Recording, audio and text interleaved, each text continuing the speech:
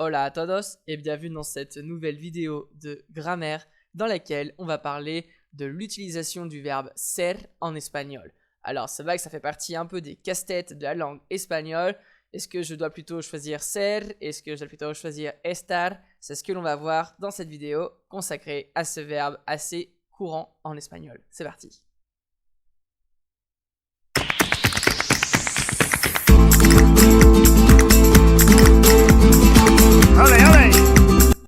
Alors comme je le disais, c'est vrai que dans la langue espagnole, il y a un vrai défi, c'est quel verbe être utilisé.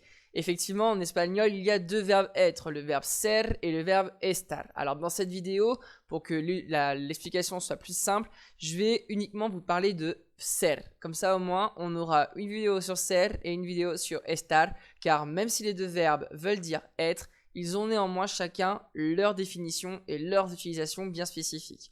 Alors avant de vous parler de l'utilisation du verbe ser, revoyons un petit peu bien ses conjugaisons dans les différents temps en espagnol. Commençons d'abord avec la conjugaison du présent de l'indicatif, là où le verbe ser est irrégulier.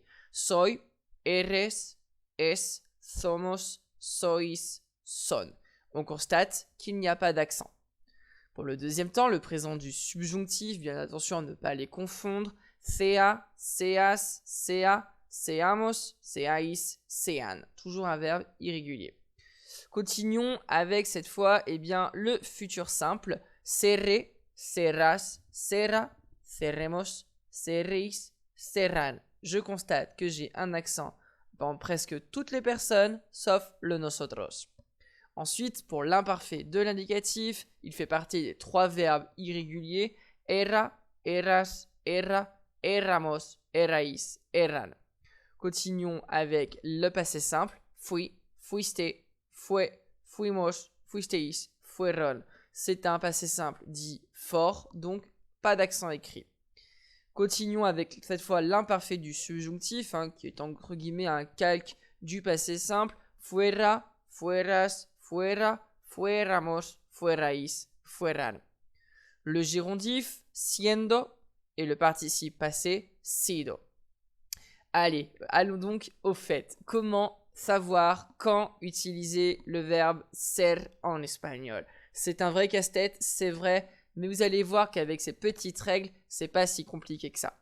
Première règle, ser va définir en fait la caractéristique essentielle d'une personne, c'est-à-dire son origine. Pour commencer, exemple, soy de Madrid, eres francés, es de Portugal. Je suis de Madrid, tu es français, il est du Portugal. Ici, j'ai en fait l'origine d'une personne. Ce qui veut dire que l'origine d'une personne ne peut pas changer. Elle nous appartient et ce depuis la naissance. Donc, le verbe ser est le meilleur verbe pour justement la définir. Ensuite, le verbe ser définira la profession, la religion, la classe sociale, etc. Par exemple, es médico, il est médecin. Es protestante, il est protestant. Somos ricos, nous sommes riches. En fait, il faut partir du principe que ser vous définit naturellement, ce que vous êtes naturellement. Ensuite, au niveau du 3, définir une personne ou une chose. Je m'explique. Le verbe ser va définir. C'est ça qui va permettre de définir soit une personne par son sexe, soit par un objet. Exemple, son mujeres, ce sont des femmes. Bon, c'est une caractéristique essentielle. Le verbe ser. Es una mesa amarilla, c'est une chaise, c'est une table, jaune. Es una mesa amarilla, c'est une table jaune. Donc c'est sa définition caractéristique essentielle. C'est une table.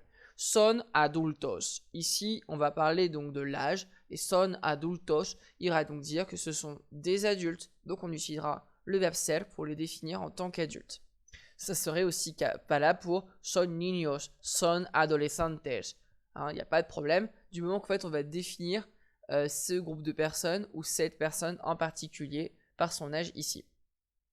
Ensuite, s'il y a un numéro ou un nombre, on ne se prend pas la tête, ce sera toujours le verbe ser. Par exemple, cuánto es, combien ça vaut, combien c'est. Son las 3, il est 3 heures. Somos 5 en total, nous sommes 5 au total. Ici, donc, on a des numéros et des nombres, donc on va partir du principe que ce sera toujours ser, même si c'est une question. ¿Qué hora es? Quelle heure est-il? J'attends un numéro. ¿Cuántos somos? Nous sommes combien? Bon, ici, on va voir donc une idée de combien, donc de nombre, donc ser. Un jugement sur la réalité. Alors ça, c'est relativement simple. Ce sera pour dire si c'est vrai ou si c'est faux. Es verdad, es falso. On va donner un jugement sur quelque chose de réel ou d'éventuellement imaginaire. Mais du moment qu'il y a un jugement, verdad ou falso, on partira sur le verbe ser. Enfin, la dernière règle, eh bien, ce sera avec le verbe, l'adjectif heureux. Si je suis heureux, je serai forcément avec le verbe ser. Soy feliz. Eres feliz. On va partir de ce principe-là, puisque à partir du moment qu'une personne ne sera plus heureuse, alors on passera du côté de estar. Mais ça, on le verra dans la prochaine vidéo. Voilà, c'est tout pour cette explication du verbe ser. J'espère que maintenant c'est beaucoup plus clair pour vous et beaucoup plus simple. N'hésitez pas à vous abonner à la chaîne pour ne pas manquer les nouvelles vidéos et activer surtout les notifications et à commenter. Vos commentaires me sont super utiles pour progresser dans cette chaîne. Et moi je vous dis à la prochaine. Hasta luego, adios.